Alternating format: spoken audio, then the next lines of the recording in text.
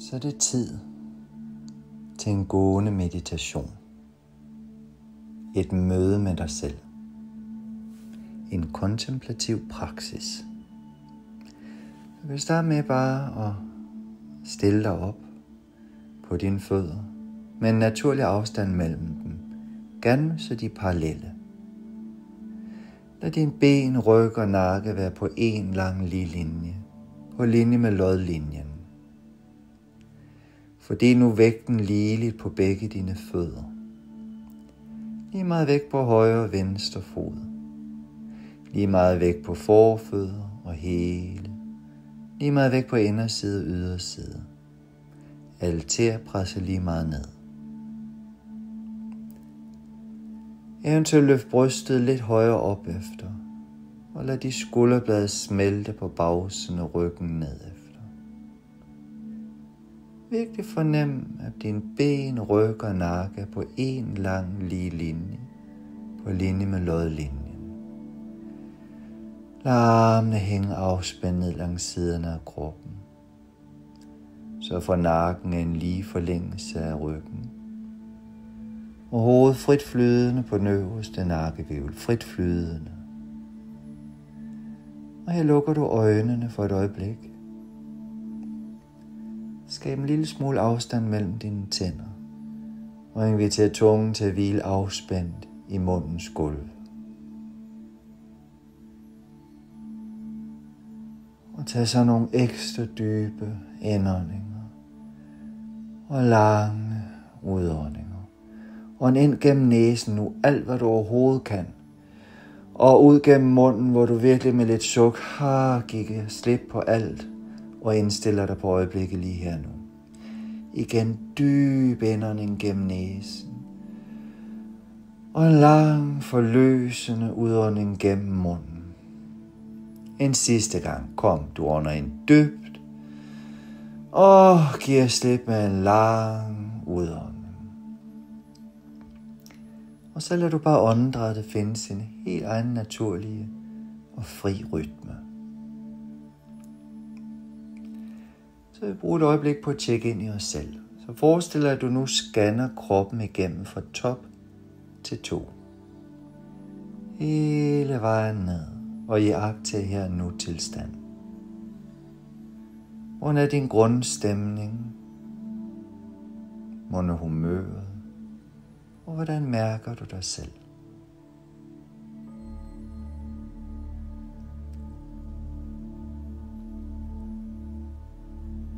Lad åndedrættet komme ind en lille smule dybere.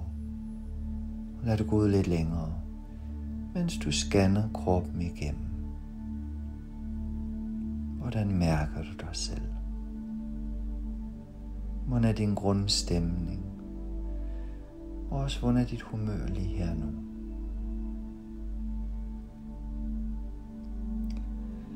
Okay. Så i stedet for at dømme og analysere eller ønske, det skulle være anderledes, så bare giv dig selv lov til at slappe af ind i det, du oplever lige nu. Bare giv dig selv lov til at slappe af ind i det, du føler lige nu.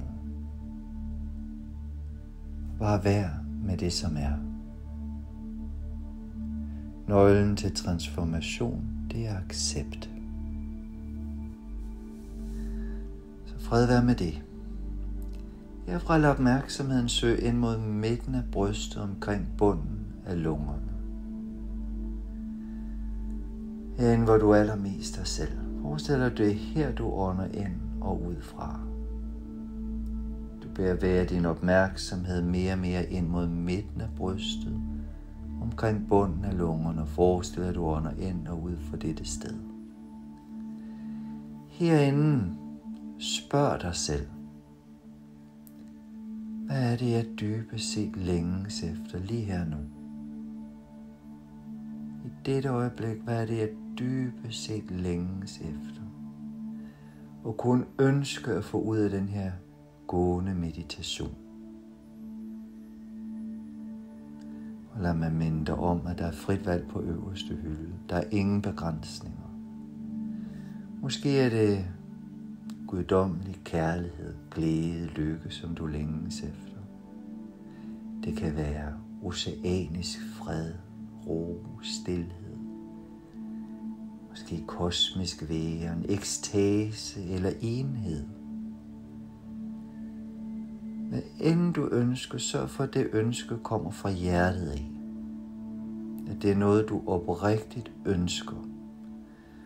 Og lad det være din intention for at praktisere den her gående meditation.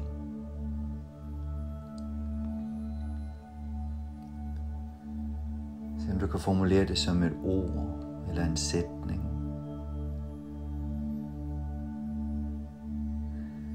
Og med hele din væren, tag så en beslutning. Beslut dig for, at det er din intention. Det er derfor, du vil give dig selv fuldt og helt til den her gående meditation. Og herfra lad os sammen åbne op for en uendelig himmel af mulighed, lys og styrke. Så blot forestil dig, at der er uendelig med plads foran dig og bagved dig.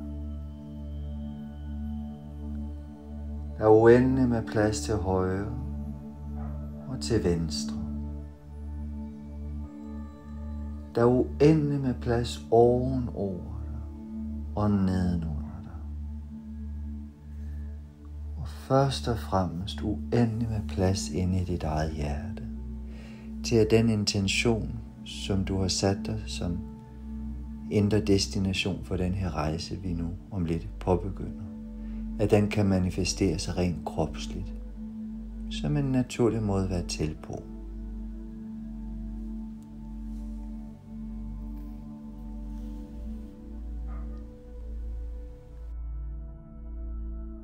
Okay, så nu har du lige tjekket ind i dig selv. Du har skabt en intention, og du har åbnet op for en uendelig himmel af mulighed, lys og styrke. Hele universet er med dig. Og nu vil vi lige så stille og roligt begynde at bevæge kroppen. Så tag nogle lidt mere dybe og bevidste indåndinger. Lange udånding, bevæg fingre og tæer. Og eventuelt lige stræk kroppen godt igennem. Det kan eventuelt være, at du føler trang til at gabe. Lad det komme til dig naturligt. Herfra så går du lige så stille og roligt.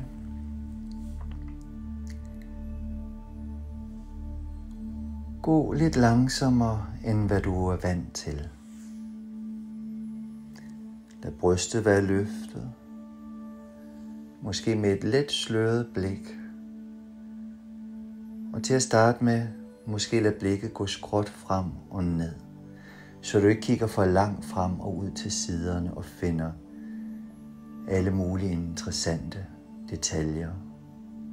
Så til at starte med, ligesom lad dit syn være lidt sløret, som om du går ind i din egen boble.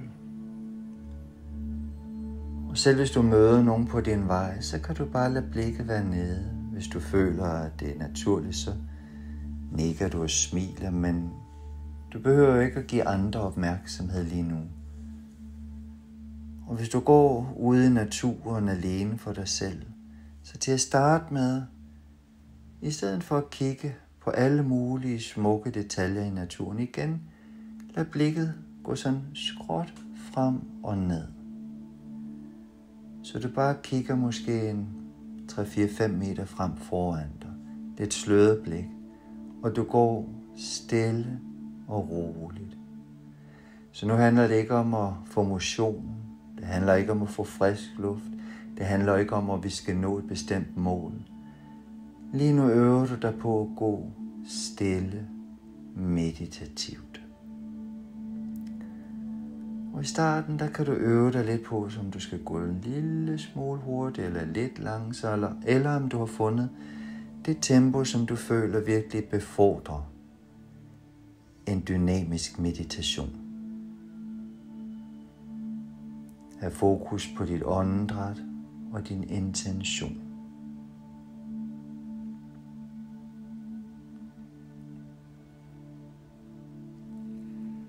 Dyb indånding, lang udånding. Mens du går, så kan du gentage et mantra. Det mantra, jeg vil give dig her, er Om Namah Shivaya. Om Namah Shivaya betyder, jeg ærer mit indre selv. Lyden Om siges at være urlyden, og fra hele universet er blevet skabt.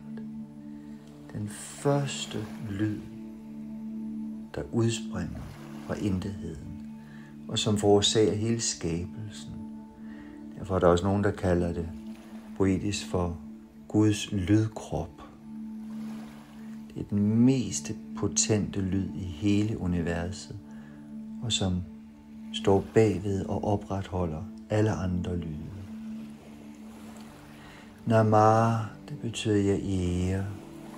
Jeg giver mig hen til. Jeg smelter sammen med.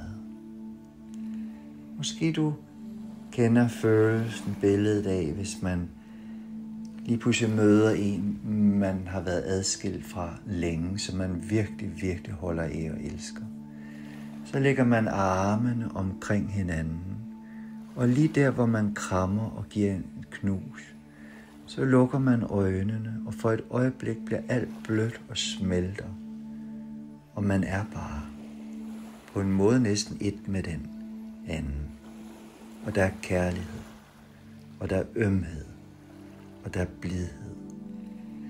Namah, jeg giver mig hen til, jeg smelter sammen med. Så vi har Om, urlyden Namah, jeg ærer, jeg giver mig hen til. Shivaya, det er selvet. Det er essensen af alt godt i hele universet.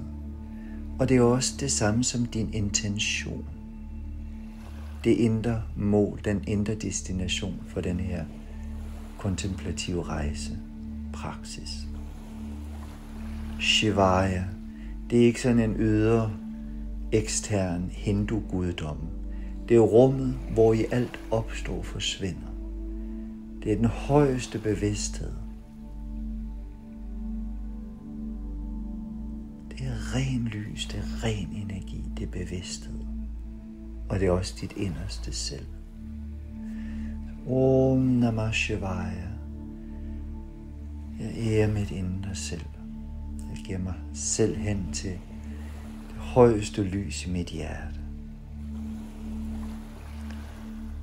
Det mantra kan du gentage igen og igen indvendigt, mentalt i stilhed, inde i hjertet.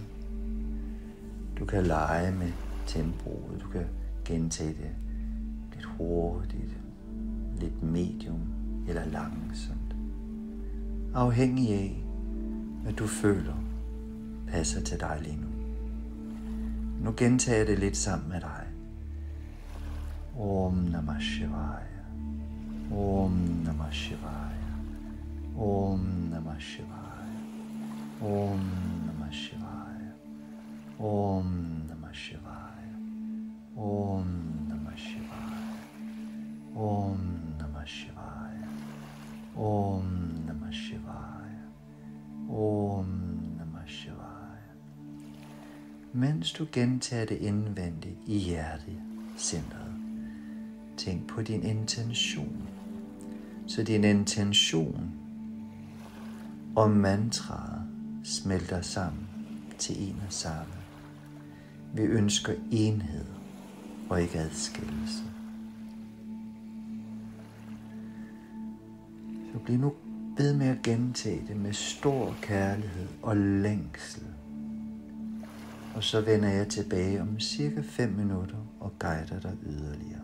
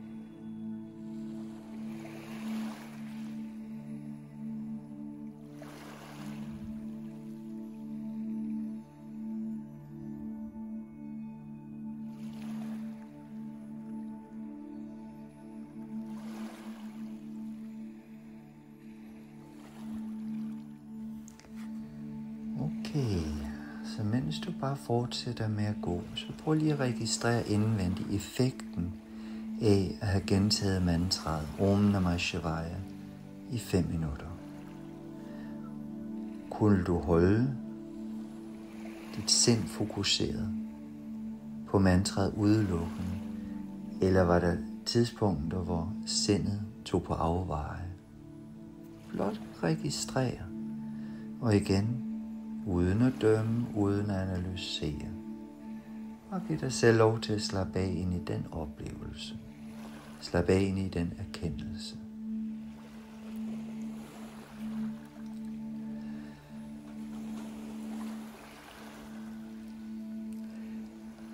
Her i livet, der findes spørgsmål, der ikke kan besvares. Ikke fordi svaret mangler, men fordi spørgsmålet selv afslører grænsen for vores tænkning. Et klassisk eksempel er, kan Gud skabe en sten så tung, at han ikke selv kan løfte den? Se, her snubler sproget over sig selv. For uanset om vi svarer ja eller nej, ophæver det forestilling om, at Gud kan alt. Det er da et paradoks, et udsagn, der tvinger sindet til stilhed, så hjertet kan åbne sig. Jeg kommer med nogle andre paradokser. Jeg søgte Gud, indtil jeg fandt ud af, at det var ham, der legede gemmeleje.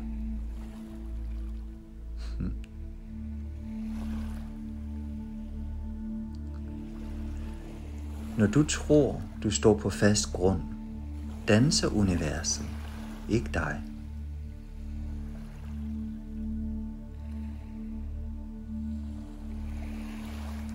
Den dag jeg holdt op med at prøve at forstå universet, begyndte universet at grine.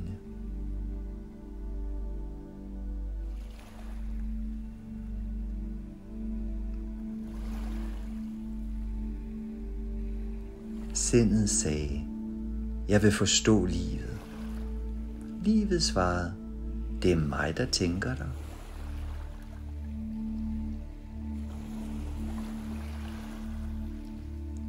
At tale om enhed er som at forsøge at røre himlen med en pind.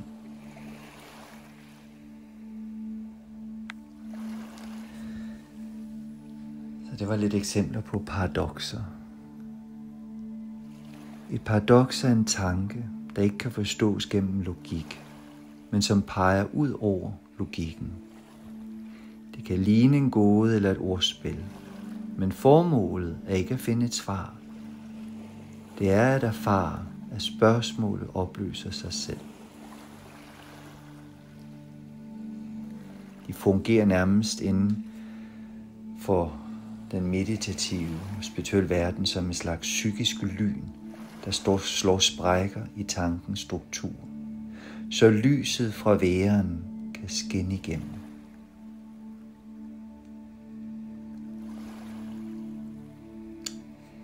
Genkald dig nu din intention.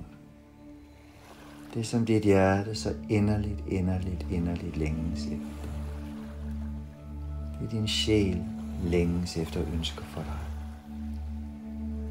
Forstå så, at mantraet Om Namah Shivaya er fuldstændig det samme som din intention.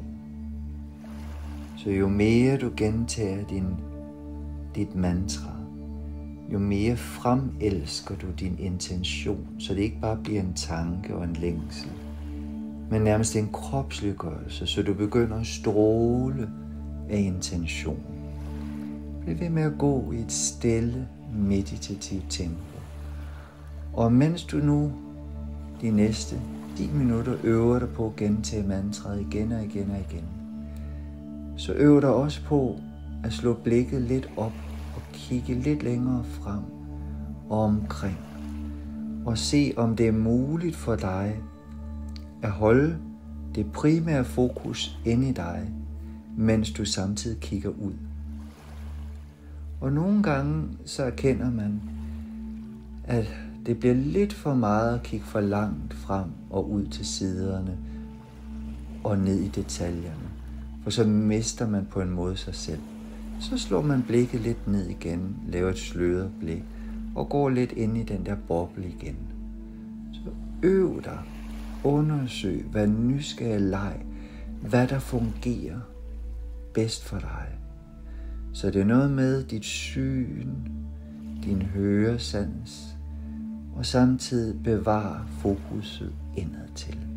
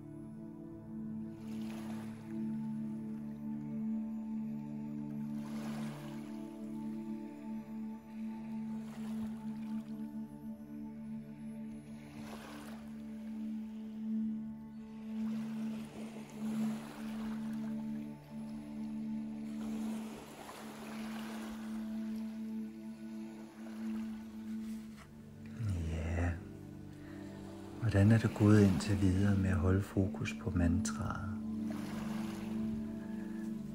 Og kunne du gentage det oprigtigt med kærlighed og længsel?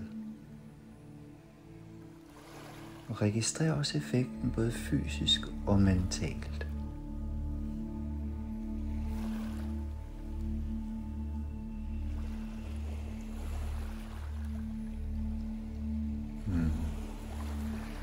Før talte jeg om paradokser.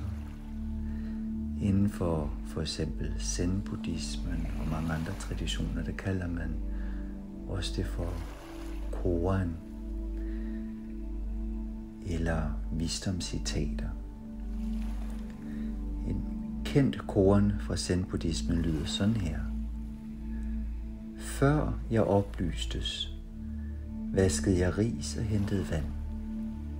Efter oplysningen gør jeg det samme, men nu smager risen af himmel.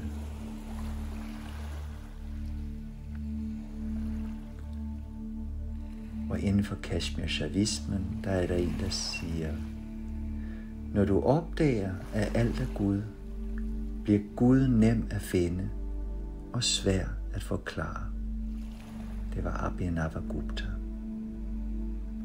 Og inden for den samme tradition bliver der sagt: Den, der siger, at han har forstået Shiva, har ikke engang forstået spørgsmålet.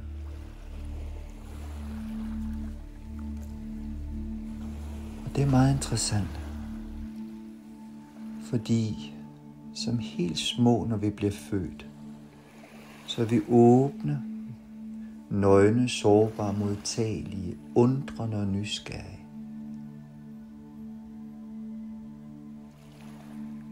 Men så begynder vores bevidsthed at lukke til, i og med at vi lærer en dualistisk verden. Det er rigtigt, det er forkert, det er ondt, det er godt, det må du ikke, og så videre. Vi lærer hele det dualistiske sprog, og vi lærer at dømme virkeligheden, i stedet for at forholde os nøgtern og neutral til virkeligheden. Og når vi så som voksne har læst en masse og fået en masse påskrevet, så tror vi, at vi ved. Og selve denne forestilling, jeg tror, jeg ved, lukker faktisk sindet, lukker hjertet. Hvorimod, når man kommer tilbage til det oprindelige, hvor man erkender, at man intet ved, der er man fuldstændig åben, og der kan universet give os den højeste visdom.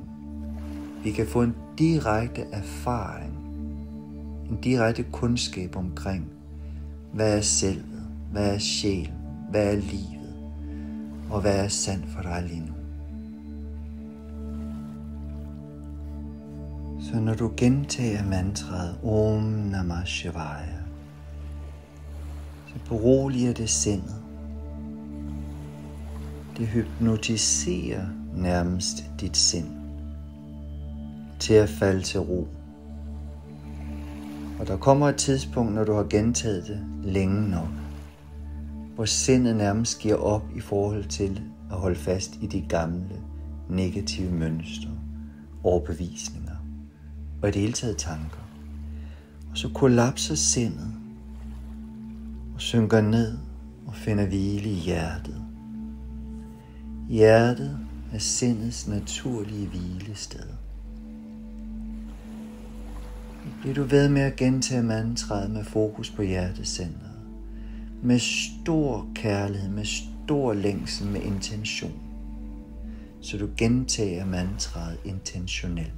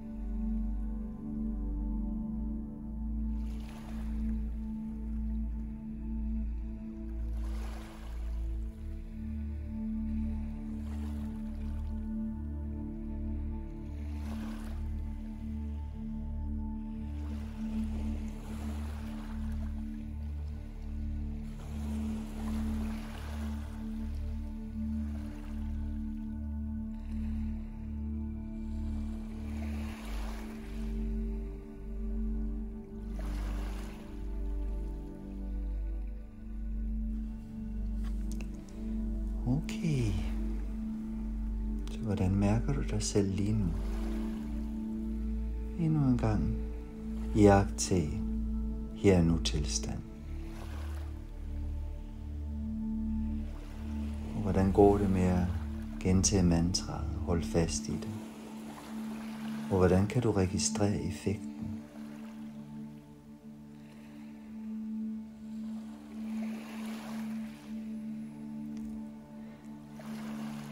En stor europæisk helgen ved navn Frans af Assisi sagde engang: "The one you're looking for is the one who is looking."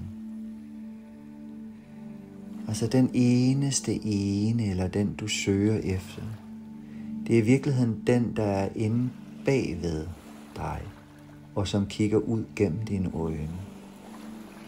Det vil sige, leder du efter det, for eksempel den lykke, den kærlighed, den fred, i den ydre verden, så finder du den aldrig helt, kun momentant, midlertidigt, forgængeligt. I det øjeblik, du vågner op og erkender, at det er i virkeligheden dig selv, så vender opmærksomheden 180 grader om, og med fokus på hjertet, på selvets lys, der oplyses alt.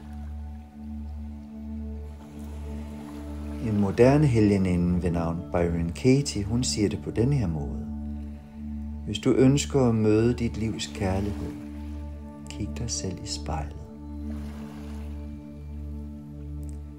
Du er det smukkeste, smukkeste, smukkeste lysvæsen. Så lige nu, inde i dit hjerte, inde i midten af brystet, omkring bunden af lungerne i hjertecentret, herinde visualiser og eller føl en lille bit punkt på størrelse med et sesamfrø, der skinner mere kraftfuldt end 10.000 millioner af blå sole til sammen, som en kosmisk blå stjerne. Det er et symbolsk billede på universets højeste selv, den kosmiske skabende dråbe, altings årsag og virkning. Så mens du går, så inden i dit inderste visualiser og eller føl det her koncentrerede punkt af lys, af stilhed. Og forestil dig, at det vibrerer med mantraet Om Namah Shivaya. Du kan nærmest forestille dig, hvordan det vil være, hvis det ikke længere er dig, der gentager mantraet, men det er selvet, der pulserer med mantraet Om Namah Shivaya, Om Namah Shivaya, Om Namah Shivaya, Om Namah Shivaya, Om Namah Shivaya, Om Namah Shivaya.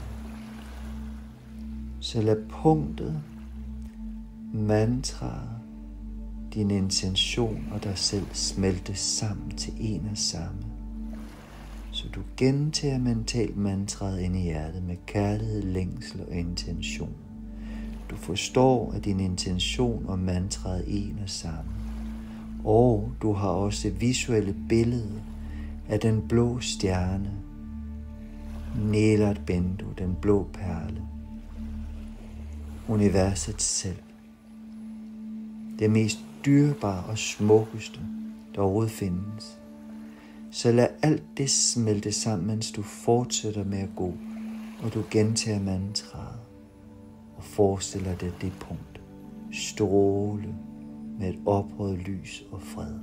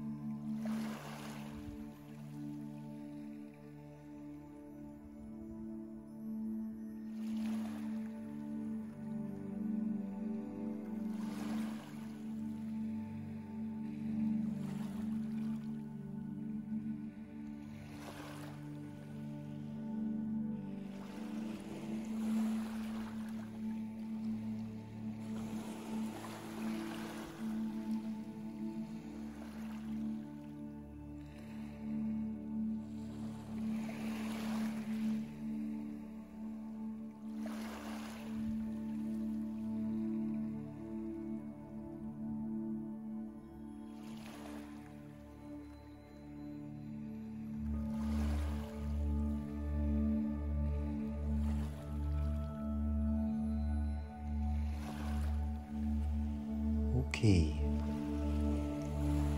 Så hvordan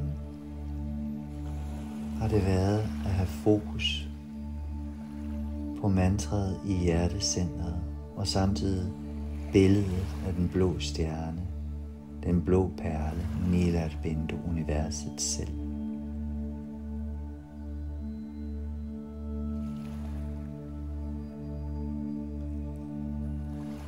Jeg vil så lige tilføje, at hvis det blå lys, den blå stjerne, har en anden farve, eller det er mere bare en følelse, så lad det være sådan. Nu vil vi lege med at flytte den blå stjerne op til midten af hovedet, mellem øjenbrynene, inde i midten af hovedet. Der har vi også et spirituelt energicenter, det tredje øjes chakra. Du kan lege med at holde den blå stjerne her og gentage mantraet herinde. Og indimellem kan du også lege med, hvordan det er at forestille den blå stjerne op i toppen af hovedet og gentage mantraet her. Og efter noget tid, så kan du finde det sted at have fokus, som fungerer mest befordrende for dig. Enten i hjertecentret, i det tredje øjes energicenter eller i dit kronecenter. Du kan lege med at flytte den blå stjerne op og ned, indtil du finder det sted, som bare fungerer allerbedst for dig. Og bliv ved med at gentage mantraet Om Namah Shivaya, Om Namah Shivaya, Om Namah Shivaya.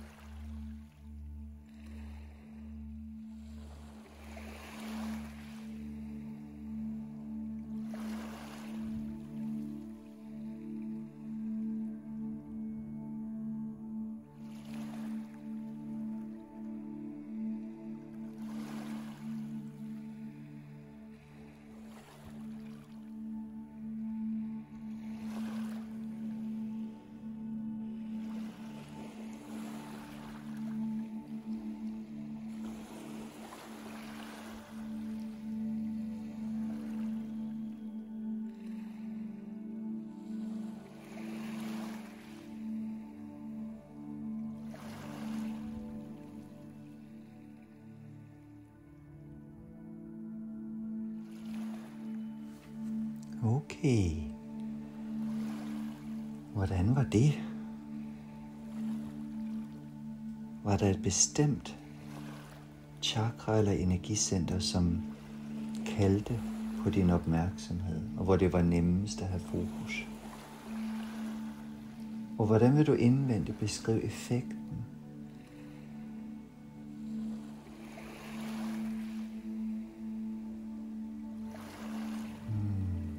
Mærk efter.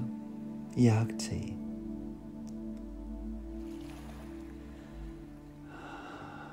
Ja. Nu om et øjeblik, så vil jeg overlede dig til dig selv. Du har lært så meget, og du har allerede øvet dig flittigt. Det du kan gøre resten af din gåtur, det er, at du finder den måde at bevæge dig på, som føles mest naturlig og befordrer en meditativ, kontemplativ stemning inde i dig. Du gentager mantraet, enten i hjertet, eller i dit tredje øje, eller i din krone. Og samtidig med, at du kan lege med den blå stjerne forskellige steder. Du kan gentage mantraet hurtigt eller langsommere. Og indimellem, så vil jeg også opfordre dig til at give helt slip på mantraet og bare gå i stilhed og mærke efter. Hvis der så kommer alle mulige uhensigtsmæssige tanker, så kan du bare vende tilbage til mantraet og gentage det igen og igen. Men oplever du, at der bliver helt stille og bevidstheden udvider sig, så giv bare slip på det mantra. En anden ting, du kan lege med resten af tiden, det er dit fokus i forhold til den ydre verden. Det kan være, at du har lyst til resten af din gåtur at have blikket slået lidt ned, lidt sløret, ligesom vi startede. Men det kan også være, at du vil slå det længere ud og øve dig på at indtage mere af rummet, du går i. Former, farver, væsener og så videre, lyde. Og se om du kan holde fast i mantraet og nærmest høre mantraet. Se selvets lys i alt omkring dig. Måske du møder en anden person, når du forestiller, at vedkommende også har sådan et blåt selv inde i hjertet, eller mellem øjenbryn, eller i toppen af hovedet. Det kan være, at du møder en fugl, en hund eller en kat, og også visualiserer punktet af lys. Eller er det mere bare sådan en tilstand af fred, væren, bevidsthed, der gennemsyrer alt, hvad du møder på din vej. Fordi, som man siger i yogaens verden, at den ydre verden er en refleksion af den indre verden. Hvis hele din indre verden oplyses, så vil den ydre verden også oplyses. Så leg lidt med, hvad der fungerer bedst for dig. Og giv dig selv fuldt og helt til den her praksis.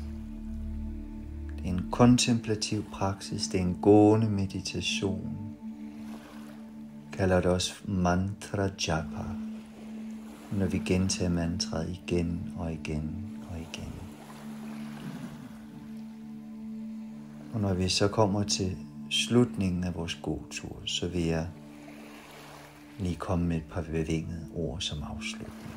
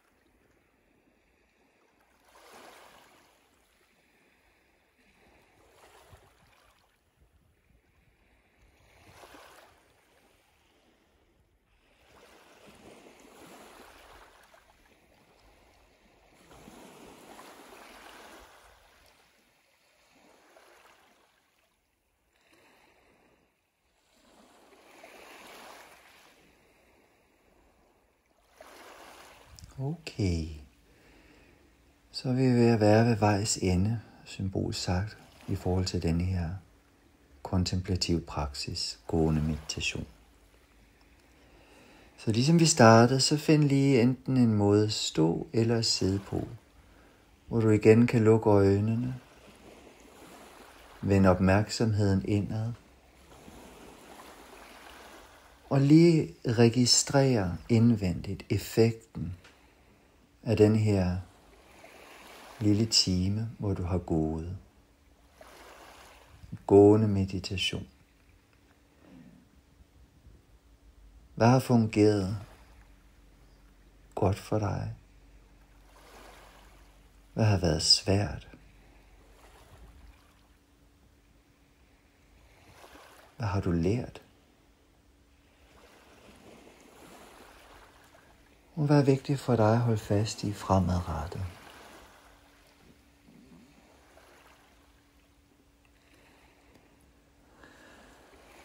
Har du lyst, så kan du føre dine håndflader sammen foran brystet, eller lægge dine hænder et vilkårligt sted ind mod brystet, for at skabe en mere direkte kontakt til hjertet. Og tak så dig selv, virkelig tak dig selv, fordi du satte tiden af og gav dig selv opmærksomhed. Det er stort. Tak også for alt det, du har modtaget.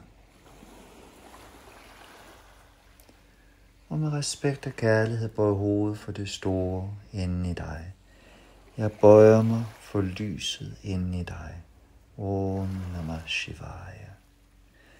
Og så vil jeg bare slutte af med at sige 1000 tak, fordi du havde lyst til at være med til at praktisere. Og på den måde bidrage til at skabe en mere venlig, vis og medfølende verden. Så tak for dig, og tak for nu, og have en fortsat vidunderlig dag.